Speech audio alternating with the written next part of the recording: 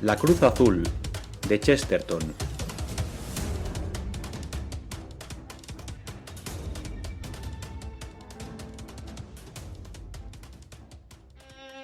Bajo la cinta de plata de la mañana y sobre el brillante reflejo verde del mar, el barco llegó a la costa de Hardwick y soltó, como enjambre de moscas, un montón de gente entre la cual ni se distinguía ni deseaba hacerse notar el hombre cuyos pasos vamos a seguir. Nada en él era extraordinario, salvo el ligero contraste entre su alegre y festivo traje y la seriedad oficial de su rostro. Vestía una chaqueta gris pálido, un chaleco blanco, y llevaba un sombrero de paja con una cinta de color azul grisáceo. Su rostro, delgado, resultaba trigueño, y se prolongaba en una barba negra y corta que le daba un aire español, y hacía echar de menos la gorguera isabelina. Fumaba un cigarrillo con la parsimonia del hombre desocupado. Nada hacía presumir que aquella chaqueta ocultaba una pistola cargada, que en aquel chaleco blanco se escondía una placa de policía, que aquel sombrero de paja encubría una de las cabezas más brillantes de Europa. Porque aquel hombre era nada menos que Valentin, jefe de la policía parisiense, y el más famoso investigador del mundo. Venía de Bruselas a Londres para emprender la captura más importante del siglo. Flambeau estaba en Inglaterra. La policía de 3 países había seguido la pista al delincuente de Gante a Bruselas, y de Bruselas a Holanda, y se sospechaba que trataría de ocultarse en Londres, aprovechando el trastorno que por entonces causaba en aquella ciudad la celebración del Congreso Eucarístico. No sería difícil que adoptara, para viajar, el disfraz de eclesiástico menor, o persona relacionada con el Congreso. Pero Valentin no sabía nada a ciencia cierta.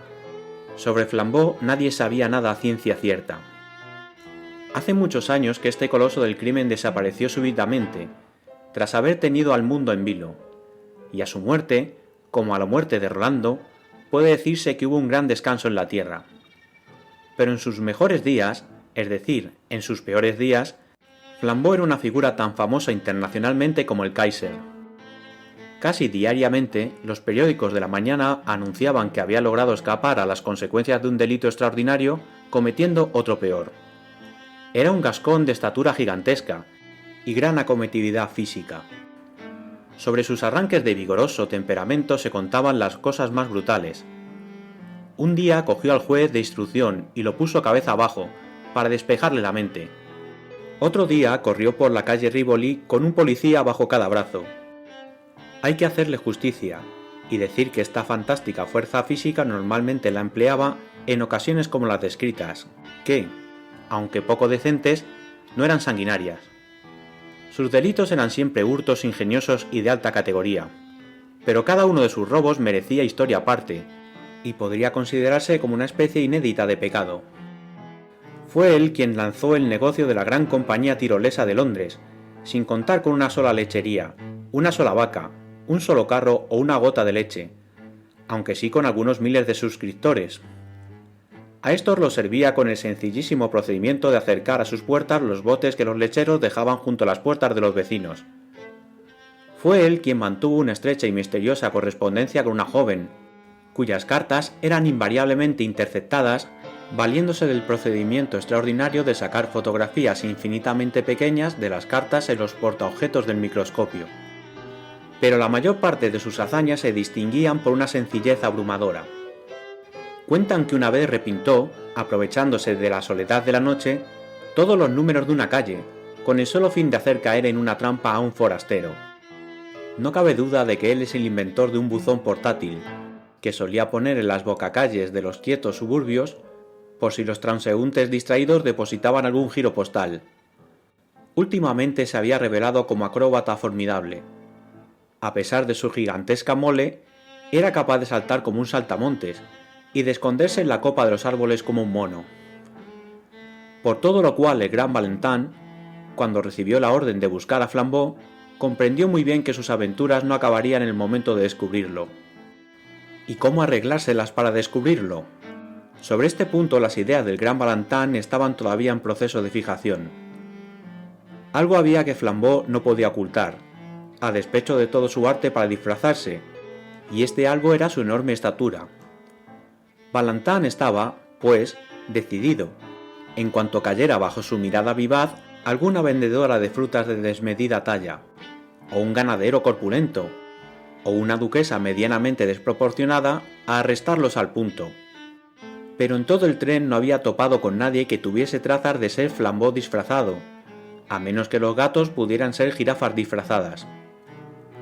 Respecto a los viajeros que habían venido en su mismo barco, estaba completamente tranquilo, y respecto a la gente que había subido al tren de Harwich o en otras estaciones, no eran más de 6. Uno era un empleado del ferrocarril, pequeño él, que se dirigía al punto terminal de la línea. 2 estaciones más allá habían recogido a 3 verduleras graciosas y pequeñitas, a una señora viuda, diminuta, que procedía de una pequeña ciudad de Essex, y a un sacerdote católico romano, muy bajo también, que procedía de un pueblecito de Essex. Al examinar al último viajero, Valentine renunció a descubrir a su hombre, y casi se echó a reír. El curita era la esencia misma de aquellos insulsos habitantes de la zona oriental. Tenía una cara redonda, como un budín de Norfolk, unos ojos tan vacíos como el mar del norte, y era portador de varios paquetitos de papel de estraza que no acertaba a juntar. Sin duda el Congreso Eucarístico había sacado de su estancamiento local a muchas criaturas semejantes, tan ciegas e ineptas como topos desenterrados. Valentine era un escéptico del más genuino estilo francés, y no sentía amor por el clero, pero sí podía sentir compasión, y aquel triste cura bien podía provocar lástima en cualquier alma. Llevaba un paraguas enorme, usado ya, que a cada rato se le caía. Al parecer no podía distinguir entre los 2 extremos de su billete, cuál era el de ida y cuál el de vuelta. A todo el mundo le contaba, con una monstruosa candidez, que tenía que andar con mucho cuidado, porque entre sus paquetes de papel traía un objeto de plata de ley con piedras azules. Esta curiosa mezcolanza de vulgaridad, condición de Essex, y santa simplicidad divirtieron mucho al francés, hasta la estación de Stratford, donde el cura logró bajarse, quién sabe cómo, con todos sus paquetes a cuestas, aunque todavía tuvo que regresar por su paraguas. Cuando lo vio volver, Valentine, en un acto de buena intención, le aconsejó que, en adelante, no anduviera contando a todo el mundo lo del objeto de plata que llevaba. Pero Valentine, cuando hablaba con alguien, parecía estar tratando de descubrir a otro. A todos, ricos y pobres, hombres o mujeres, los miraba atentamente, calculando si medirían 6 pies, porque el hombre a quien buscaba medía 4 pulgadas más. Se apeó en la calle de Liverpool, completamente seguro de que, hasta allí, el criminal no se le había escapado. Se dirigió a Scotland Yard para regularizar su situación y pedir ayuda en caso necesario. Después encendió otro cigarrillo y empezó a pasear por las calles de Londres. Al pasar por la plaza de Victoria se detuvo de pronto. Era una plaza elegante, tranquila, muy típica de Londres, llena de accidental tranquilidad. Las casas grandes y espaciosas que la rodeaban tenían aire, a la vez, de riqueza y soledad. El pradito verde que había en el centro parecía tan desierto como una verde isla del Pacífico. De las 4 calles que circundaban la plaza, una era mucho más alta que las otras, como para formar un estrado, y estaba rota por uno de esos admirables disparates de Londres, un restaurante que parecía extraviado en aquel sitio y venido del barrio del Soho. Era un objeto absurdo y atractivo, lleno de tiestos con plantas enanas y visillos listados de blanco y amarillo limón. Estaba muy por encima de la calle, y, según los modos de construir habituales en Londres, un vuelo de escalones subía desde la vía hasta la puerta principal, casi como una escalera de incendio sobre la ventana de un primer piso. Valentine se detuvo, fumando, frente a los visillos listados, y se quedó un rato contemplándolos. Lo más increíble de los milagros está en que acontezcan. A veces se juntan las nubes del cielo para formar el extraño contorno de un ojo humano. A veces, en el fondo de un paisaje equívoco, un árbol asume la elaborada figura de un signo de interrogación. Yo mismo he visto estas cosas hace pocos días. Nelson muere en el instante de la victoria, y un hombre llamado Williams da la casualidad de que asesina un día a otro llamado Williamson. Suena como una especie de infanticidio. En suma, la vida posee cierto elemento de coincidencia fantástica, que la gente acostumbrada a contar solo con lo prosaico nunca percibe. Como lo expresa muy bien la paradoja de Poe, la prudencia debiera contar siempre con lo imprevisto. Aristides Ballantyne era profundamente francés, y la inteligencia francesa es especial y únicamente inteligencia. Ballantyne no era una máquina pensante, insensata frase, hija del fatalismo y el materialismo modernos. La máquina solamente es máquina, por cuanto no puede pensar, pero él era un hombre pensante y, al mismo tiempo, un hombre claro. Todos sus éxitos, tan admirables que parecían cosa de magia, se debían a la lógica, a ese razonamiento francés claro y lleno de sentido común. Los franceses electrizan al mundo, no lanzando una paradoja, sino realizando una evidencia, y la realizan hasta el extremo que puede verse por la Revolución Francesa. Pero, por lo mismo que Ballantyne entendía el uso de la razón, palpaba sus limitaciones. Solo el ignorante en motorismo puede hablar de motores sin petróleo. Solo el ignorante en cosas de la razón puede creer que se razone sin sólidos e indisputables fundamentales principios. Y en este caso no había sólidos fundamentales principios. A Flambeau le habían perdido la pista en Harwich, y, si estaba en Londres, podría ser cualquiera, desde un gigantesco embaucador de los arrabales de Wimbledon hasta un gigantesco Toastmaster del Hotel Metropole. Cuando solo contaba con noticias tan vagas, Ballantyne solía tomar un camino y un método que le eran propios. En casos como este, se abandonaba a lo imprevisto.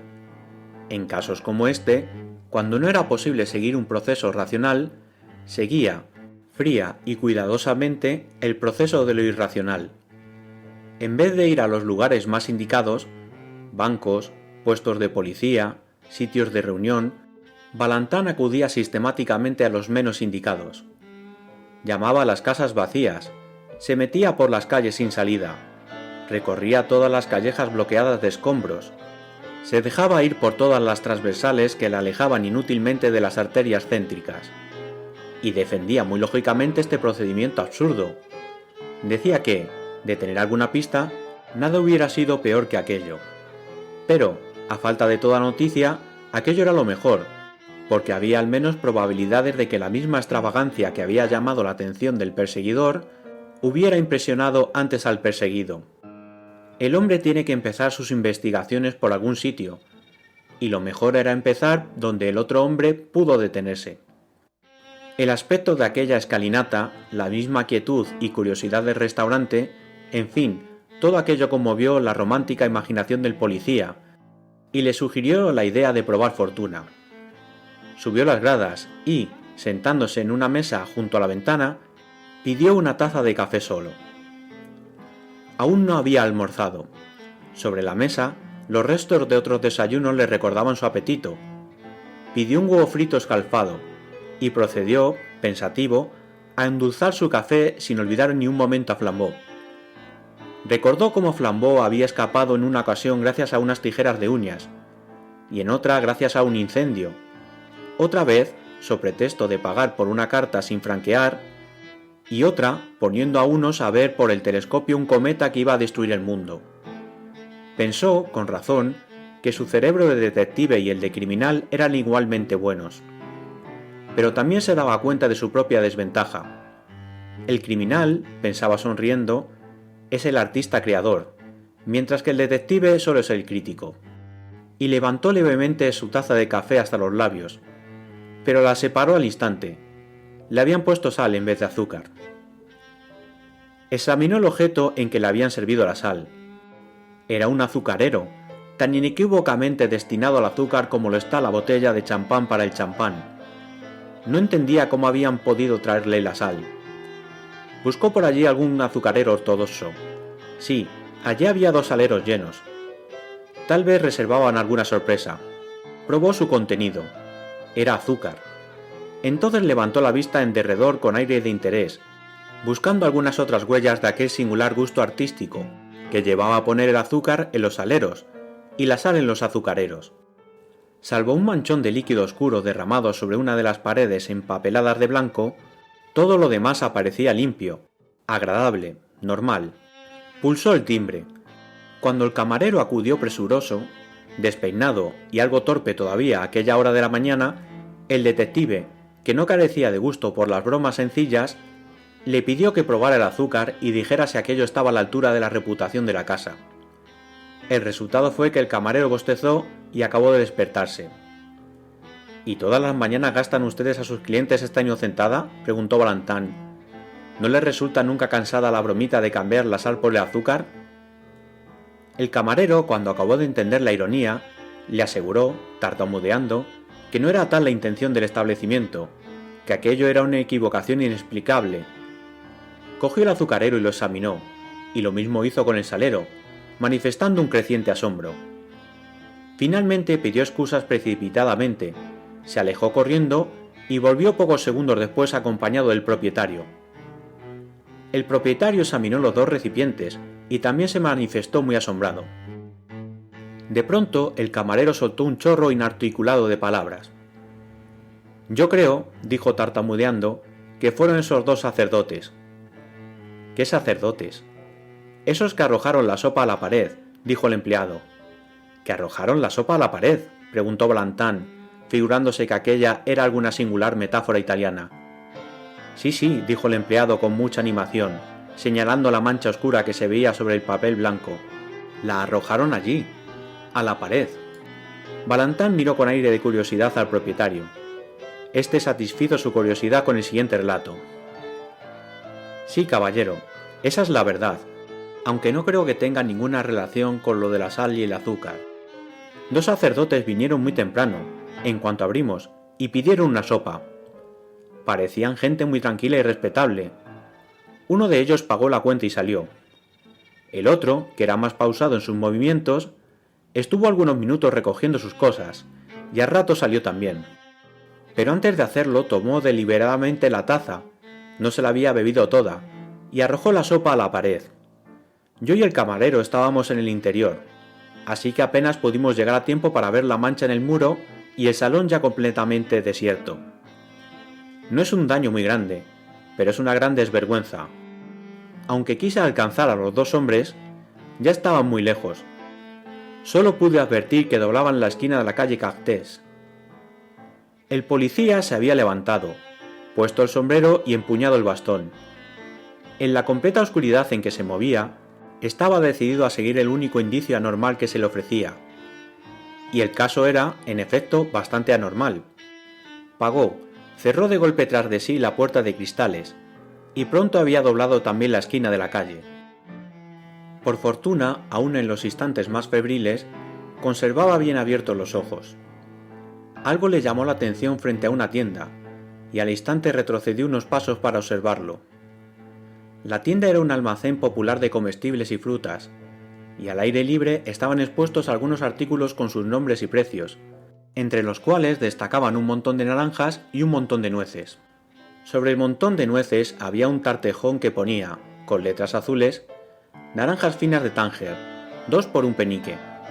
Y sobre las naranjas, una inscripción semejante e igualmente exacta decía «Nueces finas del Brasil, a 4 la libra». Valentán, considerando los dos tarjetones, pensó que aquella forma de humor no le era desconocida, por su experiencia de hacía un rato. Llamó la atención del frutero sobre el caso. El frutero, con su carota bermeja y su aire estúpido, miró a uno y otro lado de la calle como preguntándose la causa de aquella confusión, y, sin decir nada, colocó cada letrero en su sitio. El policía, apoyado con elegancia en su bastón, siguió examinando la tienda. Al fin exclamó: «Perdone usted, señor mío, mi indiscreción. Quisiera hacerle a usted una pregunta referente a la psicología experimental y a la asociación de ideas». El caribermejo comerciante lo miró de un modo amenazador. El detective, blandiendo el bastoncillo en el aire, continuó alegremente: «¿Qué hay de común entre dos anuncios mal colocados en una frutería y el sombrero de teja de alguien que ha venido a Londres a pasar un día de fiesta? O, para ser más claro, ¿qué relación mística existe entre estas nueces, anunciadas como naranjas, y la idea de dos clérigos, uno muy alto y otro muy pequeño?» Los ojos del tendero parecieron salírsele de la cabeza como los de un caracol. Por un instante se diría que iba a arrojarse sobre el extranjero. Al fin exclamó iracundo: No sé lo que tendrá usted que ver con ellos, pero si son amigos de usted, dígales de mi parte que les voy a romper la cabeza, aunque sean párrocos, como vuelvan a tirarme mis manzanas. ¿De veras?, preguntó el detective con mucho interés. ¿Le tiraron a usted las manzanas? Como que uno de ellos, repuso el enfurecido frutero, las echó a rodar por la calle. De buena gana lo hubiera cogido, pero tuve que entretenerme en arreglar el montón. ¿Y hacia dónde se encaminaron los párrocos? Por la segunda calle a mano izquierda, y después cruzaron la plaza. Gracias, dijo Valentán, y desapareció como por encanto. A las 2 calles se encontró con un guardia, y le dijo: Oiga usted, guardia, un asunto urgente. ¿Ha visto usted pasar a 2 clérigos con sombrero de teja? El guardia trató de recordar. Sí, señor, los he visto. Por cierto, que uno de ellos me pareció ebrio. Estaba en mitad de la calle como atontado. ¿Por qué calle se fueron?, le interrumpió Valentán. Tomaron uno de aquellos autobuses amarillos que van a Hampstead. Valentán exhibió su tarjeta oficial y dijo precipitadamente: Llame usted a 2 de los suyos para que vengan conmigo en persecución de esos hombres. Y cruzó la calle con una energía tan contagiosa que el pesado guardia empezó a moverse también con obediente agilidad. Antes de 2 minutos, un inspector y un hombre con traje de paisano se unieron al detective francés. ¿Qué se ofrece, caballero?, comenzó el inspector con una sonrisa de importancia. Valentán señaló el bastón. Ya se lo diré a usted cuando estemos en aquel autobús, contestó, escurriéndose y abriéndose paso por entre el tráfico de la calle. Cuando los 3, jadeantes, se encontraron en los asientos del piso superior del amarillo vehículo, el inspector dijo: Iríamos 4 veces más deprisa en un taxi. Es verdad, le contestó el jefe plácidamente, siempre que supiéramos a dónde íbamos. Pues, ¿a dónde quiere usted que vayamos?, le replicó el otro asombrado. Valentán, con aire ceñudo, continuó fumando en silencio unos segundos, y después, apartando el cigarrillo, dijo: Si usted sabe lo que va a hacer un hombre, adelántesele. Pero si usted quiere descubrir lo que hace, vaya detrás de él. Extravíese donde él se extravía. Deténgase cuando él se detenga, y viaje tan lentamente como él. Entonces verá usted lo mismo que ha visto él, y podrá usted adivinar sus acciones y obrar en consecuencia. Lo único que podemos hacer es tener los ojos bien abiertos para descubrir cualquier objeto extravagante. ¿Qué clase de objeto extravagante? Cualquiera, contestó Valentán, y se hundió en un obstinado mutismo. El autobús amarillo recorría las carreteras del norte. El tiempo transcurría, inacabable. El gran detective no podía dar más explicaciones, y acaso sus ayudantes empezaban a sentir una creciente y silenciosa desconfianza. Acaso también empezaban a experimentar un apetito creciente y silencioso, porque la hora del almuerzo había pasado ya, y las inmensas carreteras de los suburbios parecían alargarse cada vez más, como las piezas de un infernal telescopio. Era aquel uno de esos viajes en que el hombre no puede menos de sentir que se va acercando al término del universo, aunque poco después se da cuenta de que simplemente ha llegado a la entrada del Parque Trufnell. Londres se deshacía ahora en miserables tabernas y en repelentes andrajos de ciudad, y más allá volvía a renacer, en calles altas y deslumbrantes y hoteles opulentos. Parecía aquel un viaje a través de 13 ciudades consecutivas. El crepúsculo invernal comenzaba ya a vislumbrarse, amenazador, frente a ellos, pero el detective parisiense seguía sentado sin hablar, mirando a todas partes, sin perderse en ningún detalle de las calles que ante él se sucedían. Ya habían dejado atrás Camden Town, y los policías iban medio dormidos. De pronto Valentán se levantó y, poniendo una mano sobre el hombro de cada uno de sus ayudantes, dio la orden de parar. Los ayudantes dieron un salto. Bajaron por la escalerilla a la calle, sin saber por qué motivo los había hecho bajar. Miraron a su alrededor, como tratando de averiguar la razón, y Valentán le señaló triunfalmente una ventana que había a la izquierda, en un café suntuoso lleno de adornos dorados. Aquel era el departamento reservado a las comidas de lujo y había un letrero que decía: Restaurante. La ventana, como todas las demás de la fachada, tenía una vidriera escarchada y ornamentada. Pero en medio de la vidriera había una rotura grande, negra, como una estrella en el hielo. Al fin hemos dado con un indicio, dijo Valentán, blandiendo el bastón. aquella vidriera rota. ¿Qué vidriera? ¿Qué indicio?, preguntó el inspector. ¿Qué prueba tenemos para suponer que eso sea obra de ellos? Valentán casi rompió con rabia su bastón de bambú. «Pues no pide pruebas este hombre, Dios mío», exclamó. «Claro que hay 20 probabilidades contra una de que no tenga nada que ver con ellos. Pero, ¿qué otra cosa podemos hacer? ¿No ve usted que debemos seguir la más mínima sospecha, o bien renunciar e irnos a casa a dormir tranquilamente?» Empujó la puerta del café, seguido de sus ayudantes, y pronto se encontraron todos sentados ante un almuerzo tan tardío como anhelado. De tiempo en tiempo echaban una mirada a la vidriera rota, pero no por eso veían más claro el asunto. Al pagar la cuenta, Valentán le dijo al camarero: «Veo que se ha roto esa vidriera, ¿eh?» «Sí, señor», dijo éste, muy preocupado con darle el cambio, sin hacer mucho caso. Valentán, en silencio, añadió una propina considerable. Ante esto el camarero se volvió de repente comunicativo. «Sí, señor, una cosa increíble». «¿De veras? Cuéntenos usted cómo fue», dijo el detective, como sin darle mucha importancia. «Verá usted, entraron 2 curas, 2 párrocos forasteros de estos que andan ahora por aquí. Pidieron alguna cosilla de comer, comieron muy quietecitos, uno de ellos pagó y salió. El otro iba a salir también, cuando yo advertí que me había pagado el triple de lo debido. «Oiga usted», le dije al tipo, que ya iba hacia la puerta. «Me han pagado ustedes más de la cuenta». «¿Ah, sí?», me contestó con mucha indiferencia. «Sí», le dije y le enseñé la nota. «Bueno, lo que pasó es inexplicable». «¿Por qué?». «Porque yo hubiera jurado por la Sagrada Biblia que había escrito en la nota 4 chelines, y me encontré ahora con la cifra de 14 chelines». «¿Y después?», dijo Valentán lentamente, pero con los ojos llameantes. «Después, el párroco que estaba en la puerta me dijo muy tranquilamente: «Lamento enredarle a usted sus cuentas, pero es que voy a pagarle por la vidriera». «¿Qué vidriera?». «La que ahora mismo voy a romper», y descargó allí el paraguas. Los 3 lanzaron una exclamación de asombro, y el inspector preguntó en voz baja: «¿Se trata de locos escapados del manicomio?». El camarero continuó, complaciéndose manifiestamente en su extravagante relato. «Me quedé tan espantado que no supe qué hacer. El párroco se reunió con su compañero y doblaron por aquella esquina, y después se dirigieron tan deprisa hacia la calle Bullock que no pude darles alcance aunque eché a correr tras ellos». «¿A la calle Bullock?», ordenó el detective. Y salieron disparados hacia allá, tan veloces como sus perseguidos. Ahora se encontraron entre callecitas enladrilladas que tenían aspecto de túneles, callecitas oscuras que parecían formadas por la espalda de todos los edificios. La niebla comenzaba a envolverlos, y aún los policías londinenses se sentían extraviados por aquellos parajes. Pero el inspector tenía la seguridad de que saldrían por cualquier parte al parque de Hampstead. Súbitamente una vidriera iluminada apareció en la oscuridad de la calle, como una linterna.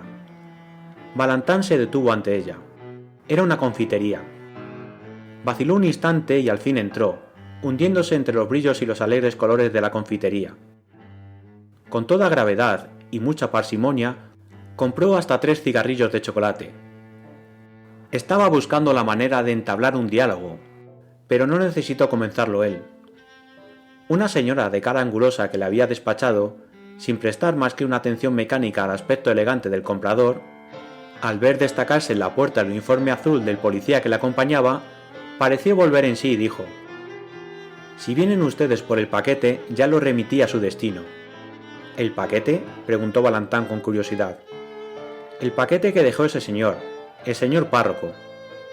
«Por favor, señora», dijo entonces Valentán, manifestando por primera vez su ansiedad, «por el amor de Dios, díganos usted exactamente de qué se trata». La mujer, algo inquieta, explicó: «Pues verá usted, esos señores estuvieron aquí hará una media hora, compraron algunos de los caramelos de menta, charlaron y después se encaminaron al parque. Pero al rato uno de ellos volvió y me dijo: «¿Me he dejado aquí un paquete?». Yo no encontré ninguno por más que busqué. «Bueno», me dijo él, «si luego aparece por allí, tenga usted la bondad de enviarlo a estas señas». Y con la dirección me dejó un chelín por la molestia. Y, en efecto, aunque yo estaba segura de haber buscado bien, poco después me encontré un paquetito de papel de estraza. y lo envié al sitio indicado. No me acuerdo bien a dónde era, en algún lugar de Westminster. Como parecía ser cosa de importancia, pensé que la policía había venido a buscarlo. Sí, dijo Valentine, a eso vine. ¿Está cerca de aquí el parque Hampstead? A unos 15 minutos, y por aquí saldrá usted derecho a la puerta del parque. Valentine salió de la confitería precipitadamente y echó a correr. Sus ayudantes le seguían con un trotecillo de mala gana. La calle que recorrían era tan estrecha y oscura que cuando salieron al aire libre se asombraron de ver que todavía había tanta luz.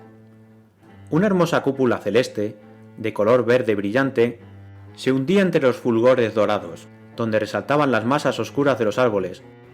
El verde fulgurante era ya lo bastante oscuro para dejar ver, como unos puntitos de cristal, algunas estrellas. Todo lo que aún quedaba de la luz del día caía en reflejos dorados por los confines de Hampstead y por aquellas cuestas populares que reciben el nombre de Valle de la Salud. Los obreros, endomingados, aún no habían desaparecido. Quedaban ya borrosas a media luz unas cuantas parejas por los bancos, y allá, a lo lejos, una muchacha se mecía gritando en un columpio.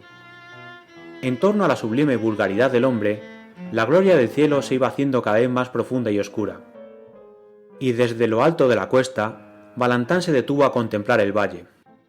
Entre los grupitos negros que parecían irse deshaciendo a distancia, había uno, negro entre todos, que no parecía deshacerse. Un grupito de dos figuras vestidas con hábitos clericales.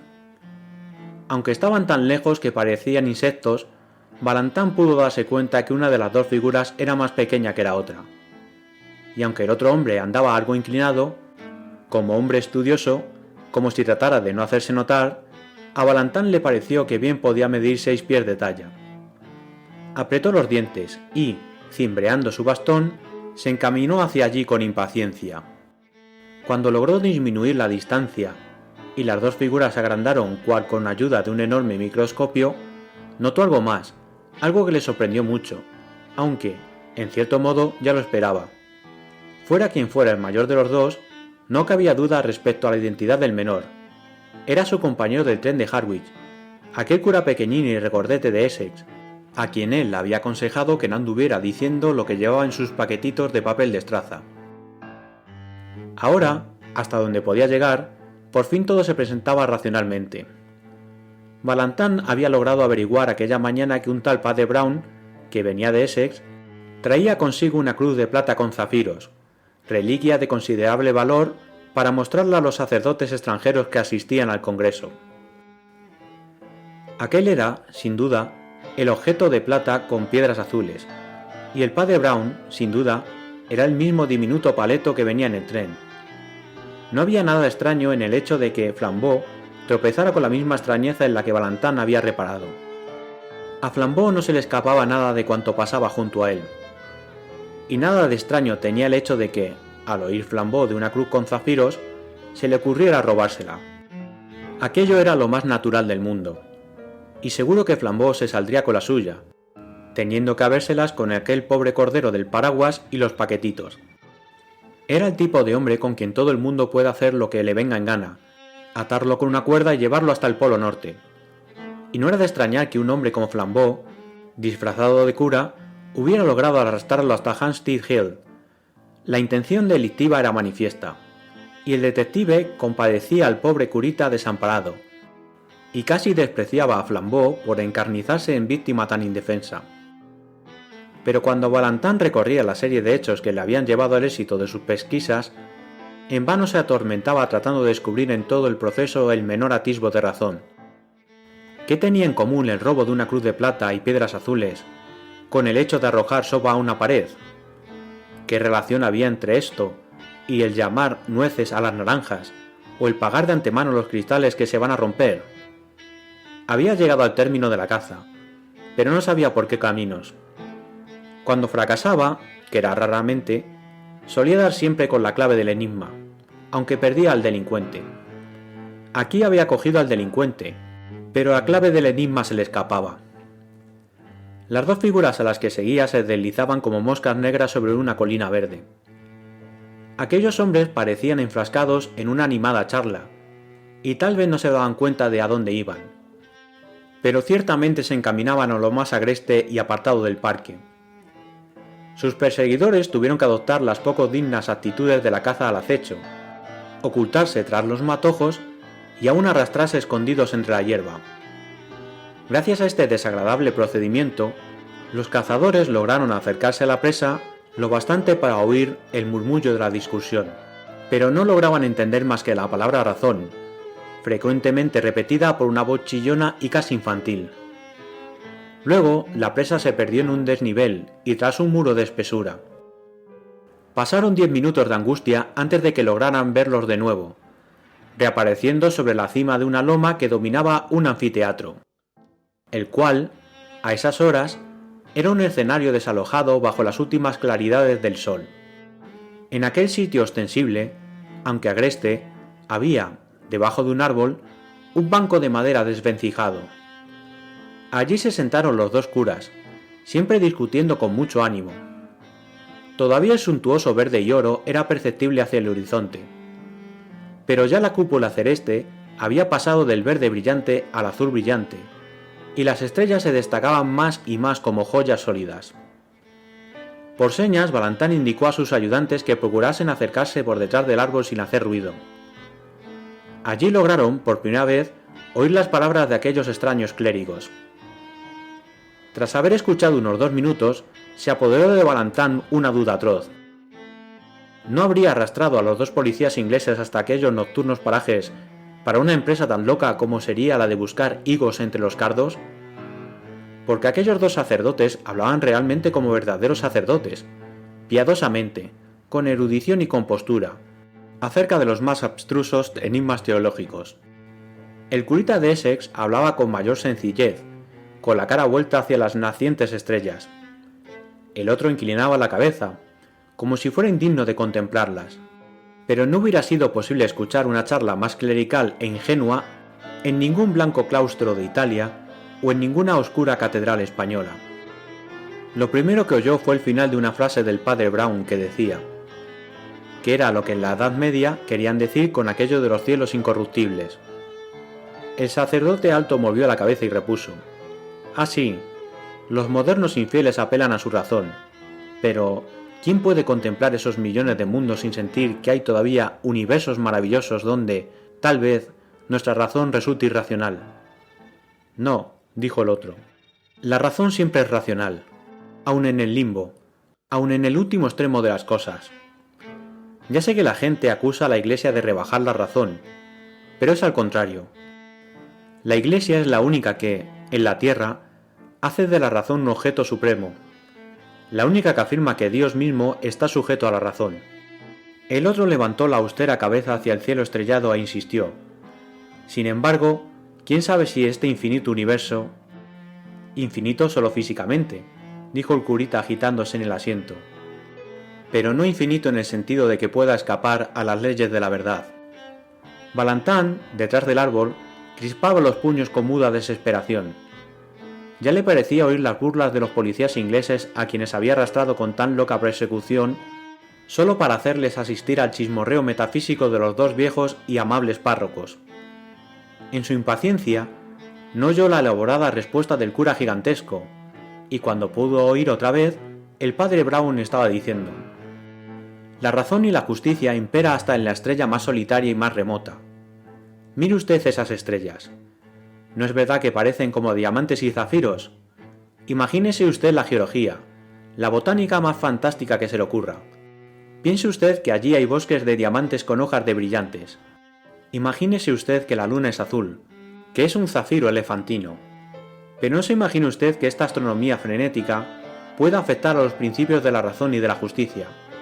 En llanuras de ópalo, como en arrecifes de perlas, siempre se encontrará usted con la sentencia «no robarás». Balantán estaba a punto de cesar en aquella actitud vergonzosamente violenta y alejarse sigilosamente, confesando aquel gran fracaso de su vida.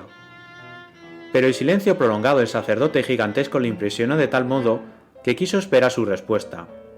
Cuando éste se decidió por fin a hablar, dijo simplemente, inclinando la cabeza y apoyando las manos en las rodillas, «Bueno, yo creo, con todo, que ha de haber otros mundos superiores a la razón humana.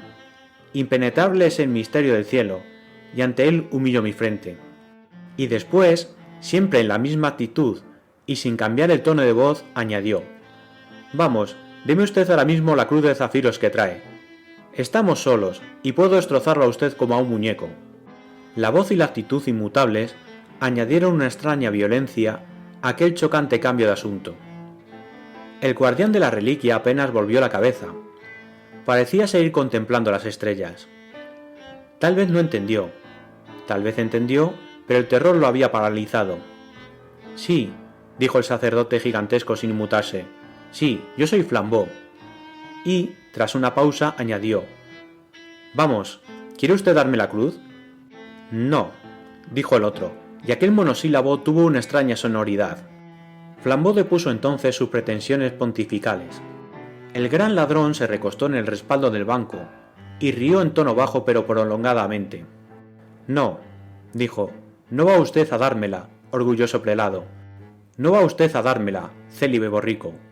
¿Quiere usted que le diga por qué? Pues porque ya la tengo en el bolsillo del pecho. El hombrecillo de Essex volvió hacia él, en la penumbra, una cara que debió reflejar el asombro, y con la íntima sinceridad del secretario privado exclamó: «¿Pero está usted seguro?» Flambeau aulló con deleite. «Verdaderamente», dijo. «Es usted tan divertido como una farsa en 3 actos». «Sí, hombre de Dios, estoy totalmente seguro. He tenido la buena idea de hacer una falsificación del paquete, y ahora, amigo mío, usted se ha quedado con el duplicado y yo con la alhaja. Una estratagema muy antigua, padre Brown, muy antigua». «Sí», dijo el padre Brown alisándose los cabellos con el mismo aire distraído. «Ya he oído hablar de ella». El coloso del crimen se inclinó entonces hacia el rústico sacerdote con un interés repentino.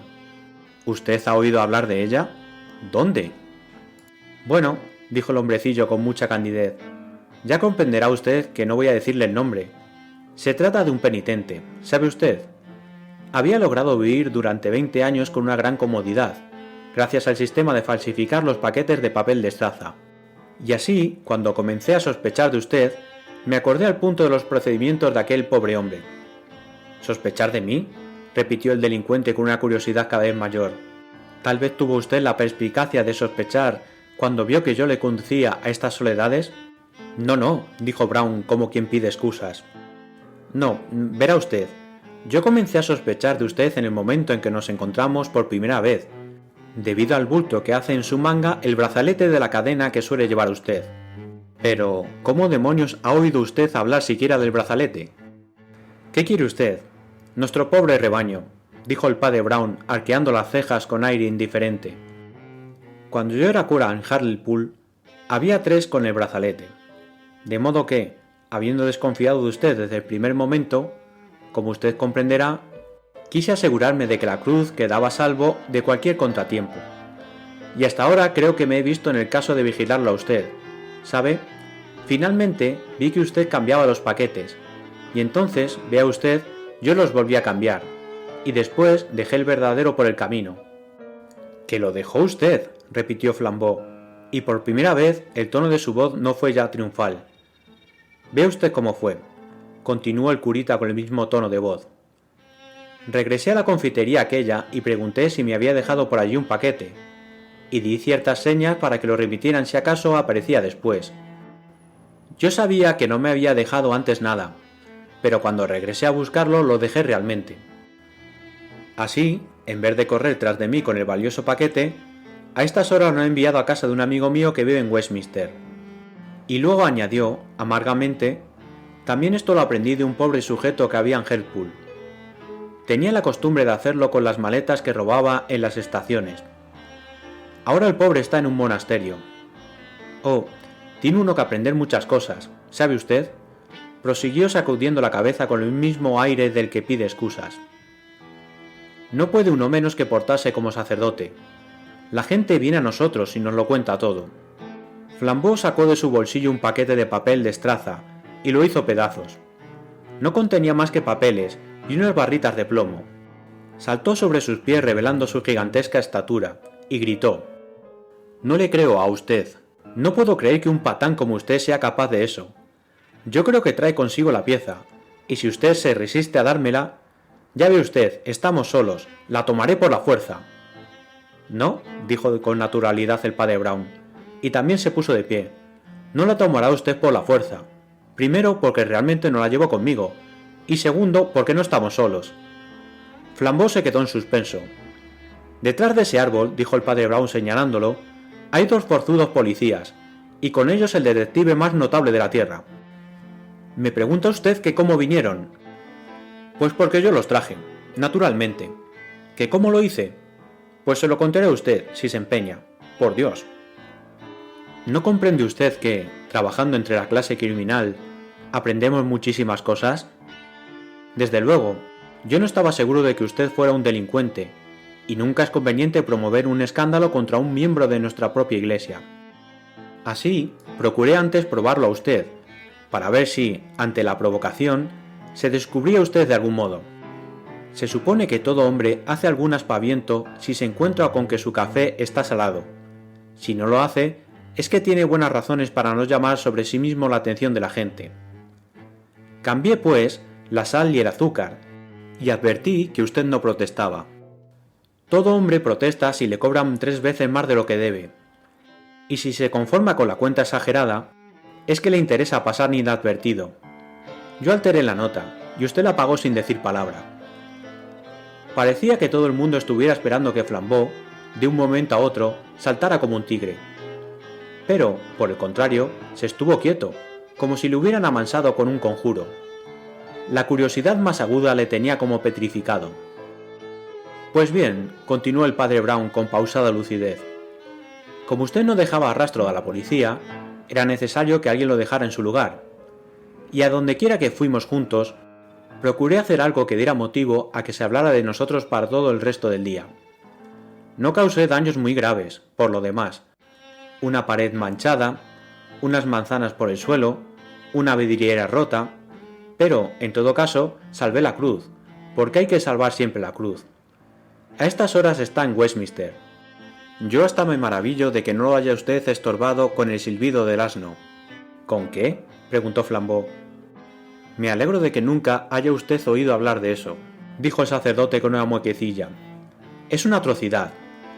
Estaba seguro de que usted era demasiado bueno, en el fondo, para ser un silbador. Yo no hubiera podido en tal caso contrarrestarlo, ni siquiera con el procedimiento de las marcas. No tengo bastante fuerza en mis piernas. —¿Pero de qué diablos está usted hablando? —preguntó el otro. —Hombre, creí que usted conocía las marcas —dijo el padre Brown agradablemente sorprendido—. Ya veo que no está usted tan envilecido. —Pero, ¿cómo diablos está usted al tanto de tales horrores? —gritó Flambeau. La sombra de una sonrisa cruzó por la cara redonda y sencillota del clérigo. —Oh, probablemente a causa de ser un borrico célibe —repuso—. ¿No se le ha ocurrido a usted pensar que un hombre que casi no hace más que oír los pecados de los demás no puede por menos ser un poco entendido en la materia? Además, debo confesarle a usted que otra condición de mi oficio me convenció de que usted no era un sacerdote. —¿Y qué fue? —preguntó el ladrón alelado. —Que usted atacó a la razón, y eso es de mala teología. Y en el mismo instante en que se volvió para recoger sus paquetes, los 3 policías salieron de entre los árboles en penumbra. Flambeau era un artista, y todo un caballero. Dio un paso atrás y saludó con una gran reverencia a Valentán. —No, a mí no, mon ami —dijo este con nitidez argentina—. Inclinémonos los dos ante nuestro maestro.